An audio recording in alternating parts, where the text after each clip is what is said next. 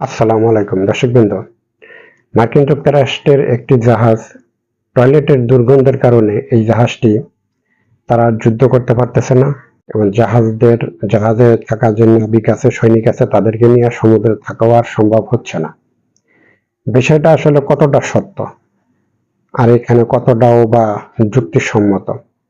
আমার কাছে যেটা মনে হয় যে বিষয়টা একেবারেই যুক্তিসম্মত না। কারণ একটা জাহাজ তৈরি করতে গেলে বাংলাদেশের প্রায় 1 বছরের বাজেটের টাকা খরচ করে ওই একটা জাহাজ তৈরি করতে হয়। কিন্তু ওইরকম একটি জাহাজ শুধুমাত্র টয়লেটের সমস্যার কারণে তারা যুদ্ধ না কইরা তাদের দেশে ফিরে যাচ্ছে, বা সেই জাহাজটি আর টয়লেটের কারণে ওখানে রাখা হচ্ছে না বা যুদ্ধ করা সম্ভব হচ্ছে না। বিষয়টা আসলে এরকম না।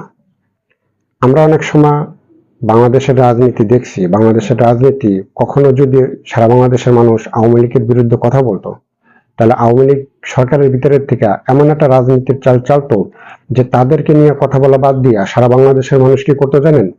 যে তারা যে একটা রাজনীতির চাল দিছে সেটা নিয়ে সারা বাংলাদেশের মানুষ কথা বলতে থাকতো। অর্থাৎ এটাকে আমরা বলতাম যে আওয়ামী লীগের রাজনীতির চাল। তো এই যে আওয়ামী লীগের যে রাজনীতির চাল, এটা যে শুধু বাংলাদেশে হয় তা না। ঠিক আওয়ামী লীগের মতো একটা রাজনীতির চাল আমেরিকানরাও আমার মনে হয় দিয়েছে। যে টয়লেটের সমস্যার কারণে তারা এই জাহাজটা আসলে যুদ্ধ করতে পারতেছে না, এই কারণেই তারা জাহাজটা ব্যাক করতেছে বা ব্যাক করে চলে যাচ্ছে। বিষয়টা এরকম বিশ্বাসযোগ্য কথা না। যেখানে একটা জাহাজ তৈরি করতে প্রচুর টাকার প্রয়োজন, সেখানে একটা টয়লেটের সমস্যার কারণে তারা যুদ্ধ করতে পারবে না, বিষয়টা আসলে এরকম না। চিন্তা করতে গেলে ভিন্ন কিছু। এই জাহাজটি হয়তো ইরানিদের বিরুদ্ধে যুদ্ধ করার জন্য আসছিল, ইরানিদের বিরুদ্ধে জাহাজটা যুদ্ধ করার জন্য আসছিল, কিন্তু ইরানিদের সাবমেরিনের থেকে হয়তো বড় ধরনের একটা টর্পেডো হয়তো ওই জাহাজের নিচের অংশে হয়তো আঘাত করেছে, যে আঘাতের ফলে এই জাহাজটা তাদের যুদ্ধের সব ক্ষমতা হারাই ফেলাইছে। এই জাহাজটা দিয়া আর কখনো যুদ্ধ করা সম্ভব না। এটা হলো 1 নম্বর ইস্যু।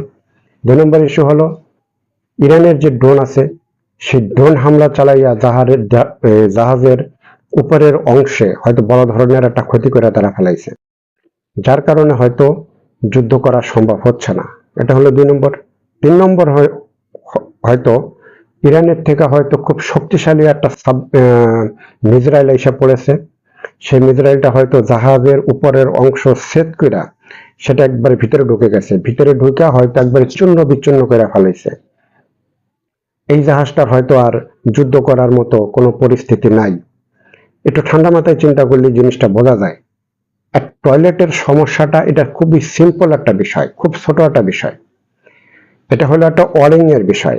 যে ওয়ারিং এ ভুল হয়েছে, সেই ওয়ারিংটা যদি আবার সঠিকভাবে করে দেওয়া হয়, তাহলে সেটা টয়লেটের যে মানে সোয়ারিস লাইনের যে ময়লাটা, সেটা ওই দিক দিয়ে বেরিয়ে চলে যাবে।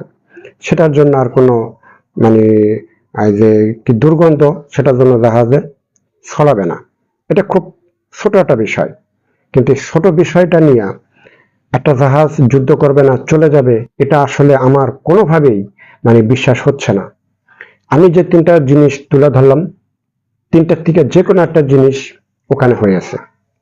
বড় ধরনের একটা আঘাত ওই জাহাজে পড়েছে, যার কারণে যুদ্ধ করার জন্য ওই জাহাজটার যে সব ক্ষমতা আছে বা যে শক্তি আছে, সেটা হারাই ফেলাইছে। হয়তো ওই জাহাজ থেকে মিসাইল ছোড়ার মতো পরিস্থিতি নাই, টর্পেডো ছোড়ার মতো পরিস্থিতি নাই, যে কোনো সময় একটা দুর্ঘটনা ঘটতে পারে। এখন এখানে আর একটা যুক্তি দেখাইছে যে নাবিকরা অনেকদিন জাহাজে রয়েছে আর থাকতে পারতেছে না। এটা স্বাভাবিক, একটা জাহাজের নাবিক লং টাইম থাকতে পারবে না, কিন্তু এটার পালাবদল আছে। একটা জাহাজে যদি 10 জন মানুষ থাকে, 6 মাস যদি তারা সমুদ্রে থাকে, তাদেরকে ওখান থেকে পাল্টে নিয়ে আসা হবে। আবার 6 জন মানুষ ওখানে যাবে, আবার তাদেরকে পাল্টাইয়া আবার 6 জনকে ওখানে পাঠানো হবে। কিন্তু ঠিকই সমুদ্রে থাকবে জাহাজ ঠিকই সমুদ্রে থাকবে। এই সিস্টেমে জাহাজে যারা থাকে, জাহাজে যারা চাকরি করে, তাদেরকে এই সিস্টেমে চেঞ্জ করা হয়। এটাই স্বাভাবিক, এই সিস্টেমে চেঞ্জ করা হয়। দর্শকবৃন্দ, যদি ভিডিওটা ভালো লাগে, লাইক ও সাবস্ক্রাইব করবেন। যারা পেজে দেখবেন তারা সর্বোচ্চ শেয়ার করবেন, আর ইউটিউবে যারা দেখবেন তারা সাবস্ক্রাইব করবেন। সবাই ভালো থাকবেন, সুস্থ থাকবেন। আজ এই পর্যন্তই। আসসালামু আলাইকুম।